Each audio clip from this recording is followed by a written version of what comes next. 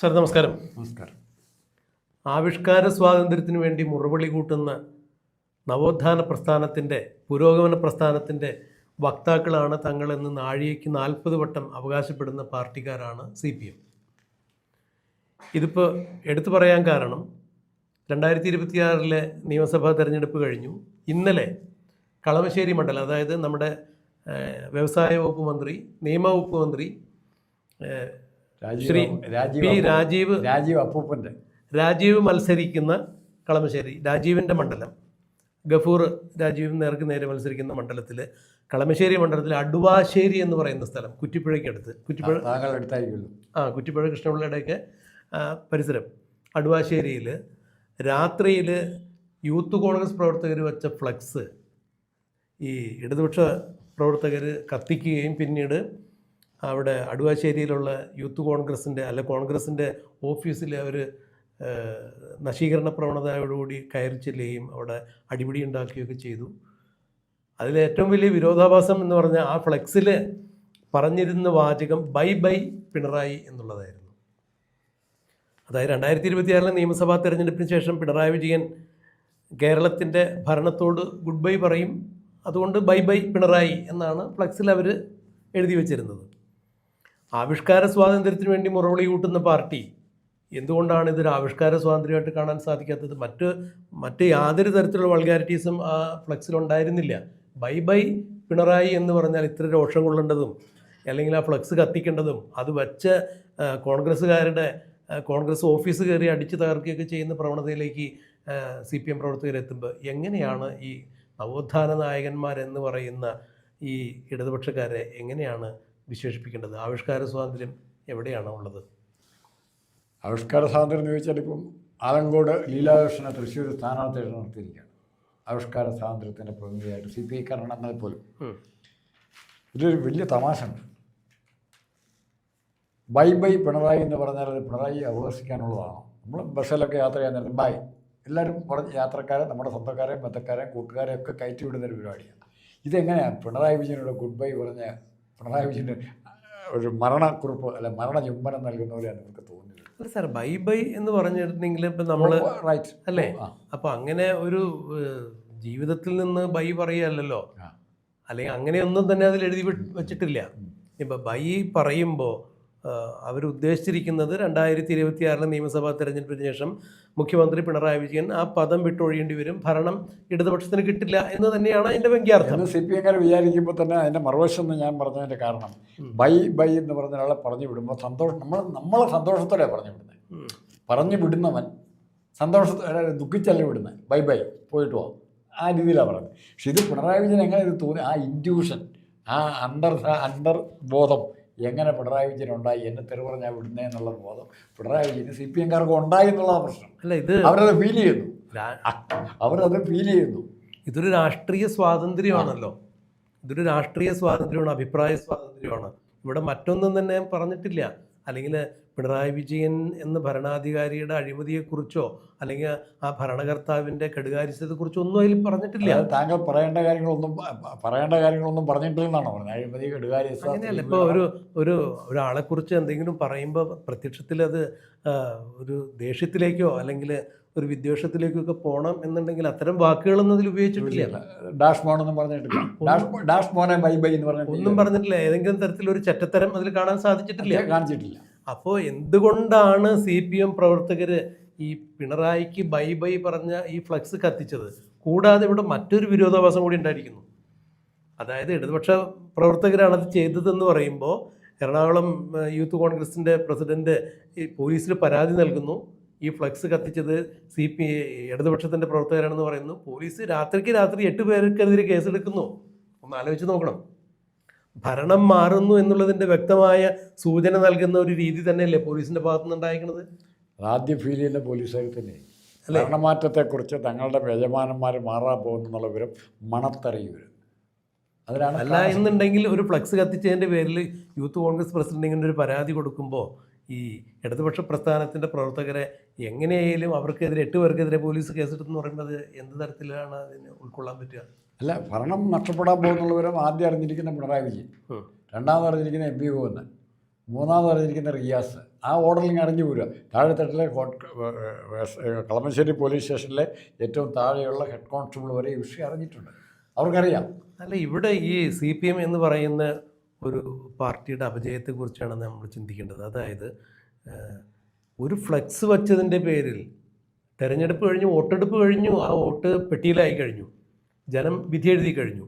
ഇനിയിപ്പോൾ പിണറായിക്ക് ബൈ പറഞ്ഞാലും VD സതീശന് ബൈ പറഞ്ഞാലും മറ്റാർക്കെങ്കിലുമൊക്കെ ബൈ പറഞ്ഞാലും ഇതിൽ ഇത്ര അസഹിഷ്ണുത കാണിക്കേണ്ട കാര്യം എന്താ ഉള്ളത്?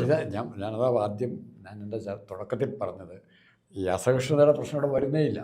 രണ്ട് തരത്തിലും എടുക്കാം. നമുക്ക് ജയിക്കുമെന്ന് ഉറപ്പുണ്ടെങ്കിൽ, നമ്മളോട് ജനങ്ങൾ നന്നായിട്ടാണ് പെരുമാറുന്നതെന്ന് ഉറപ്പുണ്ടെങ്കിൽ നമുക്ക് സ്വീകാര്യ. നമ്മൾ തിരിച്ച് ബൈ പറയും, ബൈ ബൈ.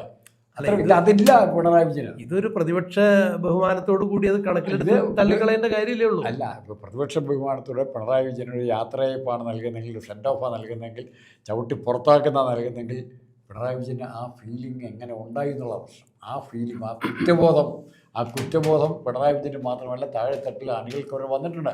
അവരാണിത് പ്രകടിപ്പിക്കുന്നത്. ഇത് കത്തിക്കാൻ പോകുന്നത് അവരാ, കുറ്റബോധമുള്ളവരാണ്. അല്ല, ഇല്ലാച്ചാൽ ഇപ്പോൾ വേറെ മറ്റൊരു കാര്യം കൂടി ചെയ്യാമായിരുന്നു. ഇപ്പോൾ അത് അവരുടെ ന്യായന്യായങ്ങൾ നമ്മൾ തീരുമാനിക്കുകയല്ല. ഇപ്പോൾ പിണറായിക്ക് ബൈ ബൈ എന്ന് പറയുമ്പോൾ, അല്ല ഞങ്ങൾ തിരിച്ചു വരും എന്ന് പറഞ്ഞ് വേറെ ഫ്ലെക്സ് വേണമെങ്കിൽ തൊട്ടടുത്ത് വയ്ക്കാമല്ലോ. അത് കത്തിച്ച് കളയുകയും ഒക്കെ ചെയ്യുമ്പോൾ നോക്കൂ, നമ്മൾ കഴിഞ്ഞ കുറച്ച് നാളുകൾക്ക് മുമ്പ് ചെയ്ത ഒരു ചർച്ചയിൽ പറഞ്ഞിട്ടുണ്ടായിരുന്നു, കൃഷ്ണപിള്ള സ്മാരകം തകർത്ത ചില സംഭവങ്ങളെക്കുറിച്ച് പറയുകയുണ്ടായി. എന്തിനാണ് ഇവർ ഇത്രത്തോളം അസഹിഷ്ണുത ഇത്തരം കാര്യങ്ങളിൽ കാണിക്കുന്നതെന്ന് മനസ്സിലാക്കാൻ സാധിക്കുന്നില്ല. അത് ഫാഷനായിട്ട് പറയണേ bye bye C you again. ഈ നമ്മുടെ ഈ ക്രിസ്തുവിൻ്റെ 6-ാം തിരുമുറിവ് നിരോധിച്ചു കഴിഞ്ഞപ്പോൾ അത് ആവിഷ്കാര സ്വാതന്ത്ര്യമാണ്. അതിനുവേണ്ടി ഏറ്റവും അല്ലേ, അതിന് ഏറ്റവും കൂടുതൽ മുറവിളി കൂട്ടിയത് CPM അല്ലേ. അപ്പം പിന്നെ പുറലോകം കണ്ടോ? CPM അധികാരത്തിൽ വന്ന ശേഷം പുറലോകം കണ്ടോ? ഇന്ത്യ കാണാതെ ഒന്ന് ആലോചിച്ച് നോക്കുക. അപ്പോൾ ആവിഷ്കാര സ്വാതന്ത്ര്യത്തിന് വേണ്ടി മുറവിളി കൂട്ടുന്നവർ ഇത് ആവിഷ്കാര സ്വാതന്ത്ര്യമല്ലേ? അല്ല, ആവിഷ്കാര സ്വാതന്ത്ര്യം ഇത് ആ ലെവലിൽ പോലും ഒരു തർക്ക വിഷയമാക്കേണ്ട കാര്യമില്ല. ബൈ ബൈ പറയുക എന്നുള്ളത് അത് അറിയാൻ മേലാത്ത സഹാക്കളായി അവിടെ ഉണ്ടായിപ്പോയെ. അത് കാരണം ആകെ അവർക്ക് അറിയാവുന്ന P രാജുവിനും മുദ്രാവാക്യം വിളിക്കുക. P രാജീവ് ഏറ്റവും നല്ല വ്യവസായ മന്ത്രിയാണെന്ന് പറയാം. ആ വ്യവസായ മന്ത്രിയുടെ തലവൻ ആരാ? മുഖ്യമന്ത്രിയാണ്. ഇതിനപ്പുറത്തേക്ക് ഒരു വിവരമില്ലാത്ത കുറേ പാർട്ടികളാണ് ചെയ്തിരിക്കുന്നത്. ചെയ്യല. ഇതിലിപ്പോൾ ഒരു കാര്യം വളരെ വ്യക്തമായി. ഒരുപക്ഷെ കുറ്റിപ്പുഴയിലോ കുന്നുകരയിലോ അല്ലെങ്കിൽ അടുവാശ്ശേരിയിലോ മാത്രം പേരൊക്കെ നിങ്ങൾ പറയാതെ പ്ലീസ്. അതെ, അതപ്പോൾ ആ പരിസര പ്രദേശത്ത് മാത്രം ഒതുങ്ങി നിൽക്കേണ്ട ഒരു ഫ്ലക്സ്, ആ ഒരു ബൈ ബൈ ഇന്നിപ്പോൾ കേരളം മുഴുവൻ ചർച്ച ചെയ്യും. അതെന്തുകൊണ്ട്? ഇനി കത്തിച്ചവരുടെ ഉദ്ദേശം ശർമ്മയുടെയോ മറ്റാരുടെയെങ്കിലും അനുയായികളാണെങ്കിൽ ഇത് കേരളം മുഴുവൻ ചർച്ച ചെയ്യപ്പെടുക എന്നുള്ള ഉദ്ദേശം അവർക്കുണ്ടായിരുന്നെങ്കിലോ? അല്ല, കേരളം മുഴുവൻ എന്തായാലും 2026 ഈ തെരഞ്ഞെടുപ്പിൽ അത് ചർച്ച ചെയ്തിട്ടുണ്ട്. ജനം അത് വിധി എഴുതി പെട്ടിയിലിരിക്കുന്നുണ്ട്. അപ്പോൾ ഇനിയിപ്പോൾ ബൈ പറഞ്ഞാലും അല്ലെങ്കിൽ വെൽക്കം പറഞ്ഞാലും ആർക്കാ അതിൽ വിഷമമുള്ളത്? പിണറായി വിജയന് അനുകൂലമായി, ഇടതുപക്ഷത്തിന് അനുകൂലമായി ജനങ്ങൾ വിധി എഴുതിയിട്ടുണ്ടെങ്കിൽ അവർ ഭരണത്തിൽ തിരിച്ചു വരട്ടെ. അല്ല, അവർക്ക് ജനവിധി എതിരാണെങ്കിൽ അവർ ഇറങ്ങിപ്പോകാതിരിക്കാൻ പറ്റില്ലല്ലോ. ആരായാലും വലിയ വലിയ ഭരണാധികാരികൾ എന്ന് എപ്പോഴും ജനങ്ങളുടെ അഭിപ്രായഗതികൾക്കനുസരിച്ചിട്ട് ഭരണകൂടങ്ങൾ മാറി മറിഞ്ഞു. അത് സതീശനായാലും KC വേണുഗോപാലായാലും രമേശ് ചെന്നിത്തലയായാലും പിണറായി വിജയനായാലും ഇതിൻ്റെ ശിവൻകുട്ടി ആയാലും ചിന്തയാറോ മത്സരിക്കുന്നില്ല. ഇവരാരായാലും നാളെ 4-ാം തീയതി എണ്ണാൻ തുടങ്ങി 11 മണിയാകുമ്പോൾ പുറത്താണ്. അല്ല, ജനാധിപത്യത്തിൻ്റെ ഒരു വിശുദ്ധി അല്ലെങ്കിൽ പ്രത്യേകത അത് തന്നെയാണല്ലോ. ഇപ്പം ജനങ്ങൾക്ക് അവർക്ക് ആവശ്യമുള്ള ആളുകൾ അവർ തിരഞ്ഞെടുക്കുന്നു. അപ്പോൾ അവരുടെ ആ വികാരത്തെ മാനിക്കാനേ ആർക്കും സാധിക്കുകയുള്ളൂ. അതിപ്പോൾ ജവഹർലാൽ നെഹ്റു ആയാലും ഇന്ദിരാഗാന്ധി ആയാലും മൊറാർജി ദേശായി ആയാലും നരേന്ദ്രമോദി ആയാലും പിണറായി വിജയൻ ആയാലും മറ്റാര് തന്നെ ആയാലും ഇതല്ലേ നടക്കൂ. അല്ല, മരണത്തിലായാൽ പോലും മരണത്തിൻ്റെ വിടവാങ്ങലായാൽ പോലും നന്ദിയോടെ എന്നെ ആരും തെറി പറയുന്നില്ല എന്നുള്ള ബോധ്യം സ്വന്തം മനസ്സിലുണ്ടെങ്കിൽ, ഞാൻ വീണ്ടും പറയുന്നതാണ്, മരിക്കാൻ നേരത്തെ കിടക്കുമ്പോഴും ഞാൻ ആരെയും ദ്രോഹിച്ചിട്ടില്ലെങ്കിൽ, ഞാൻ ആരുടെയും മരണങ്ങൾക്ക് കാരണമായിട്ടില്ലെങ്കിൽ, ഞാൻ ആരുടെ അന്യതാ സ്വത്ത് തട്ടിയെടുത്തിട്ടില്ലെന്നുണ്ടെങ്കിൽ, ഞാൻ എൻ്റെ ഉത്തരവാദിത്തങ്ങൾ സ്വഭാവത്തോടെ നന്നായിട്ട് ചെയ്തിട്ടുണ്ടെങ്കിൽ എനിക്ക് കുറ്റബോധം ഉണ്ടാകില്ല. കുറ്റബോധമുള്ള എന്ന ഏത് രാജ്ഭവനും പറയുന്ന പ്രതികരണമാണിത്. കുറ്റബോധമാണ് അവരെ നയിക്കുന്നത്. അതാണ് അവർക്ക് ഇത്ര പെട്ടെന്ന് ചൂടായത്. അല്ല, ഇത് എന്ത് തന്നെയായാലും ഒരു പരിസര പ്രദേശത്ത്, അവിടെ അത് ഫ്ലക്സ് വെച്ച പരിസര പ്രദേശത്ത് ഒതുങ്ങി നിൽക്കേണ്ട ഒരു വിഷയം ഇന്നിപ്പോൾ കേരളത്തിൽ ആകമാനം ചർച്ചയാക്കി മാറ്റിയതിൻ്റെ ഉത്തരവാദിത്തം ആ പ്രവർത്തകർക്ക് തന്നെ. അവരോട് നന്ദി പറയണ്ടേ? ആ പ്രവർത്തകർക്ക് തന്നെയാണ്. ഇത് ശരിക്കും പറഞ്ഞിട്ടുണ്ടെങ്കിൽ ഇത് മുഖ്യമന്ത്രി പിണറായി വിജയന് ഇവർ CPM-കാർ ഉപദ്രവിച്ചതിൻ്റെ കൃത്യമായി പോയി.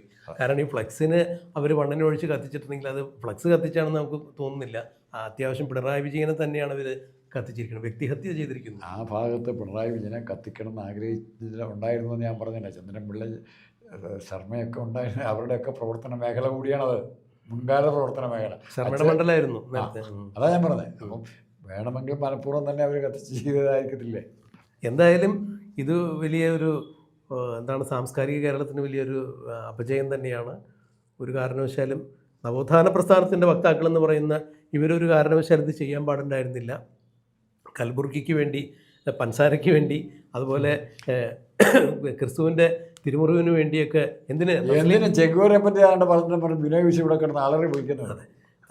തസ്ലീമ നസ്രീൻ്റെ ലജ്ജയ്ക്ക് വേണ്ടിയൊക്കെ എപ്പോഴും ഘോരഘോരം പ്രസംഗിച്ച ആളുകൾ ഒരു ഫ്ലെക്സിൻ്റെ പേരിൽ ഇത്രത്തോളം വിരളി പിടിച്ചിട്ടുണ്ടെങ്കിൽ അതിലെന്തൊക്കെയോ മറ്റ് നിഗൂഢതകളുണ്ട്. അത് തന്നെ അതെന്താണെന്നുള്ളത് നമുക്ക് എന്തായാലും ആരാർക്ക് ബൈ പറയുന്നുള്ളത് മെയ് 4-ാം തീയതി ഒരു 10 മണിക്കുള്ളിൽ അറിയാൻ പറ്റും. ആ ബൈ കേട്ടോണ്ടങ്ങ് പോകാനേ പറ്റുള്ളൂ, വേറൊന്നും സാധിക്കില്ല. തീർച്ചയായും ഇങ്ങോട്ട് വരാമെന്നും പറയാൻ പറ്റില്ല. ഈ വെഗയിന് പറയാനുള്ള ചാൻസുകൾ ഇത്തവണ ഉണ്ടാകും. എന്തായാലും നമുക്കത് എന്താണെന്നുള്ളത് കണ്ടറിയാം.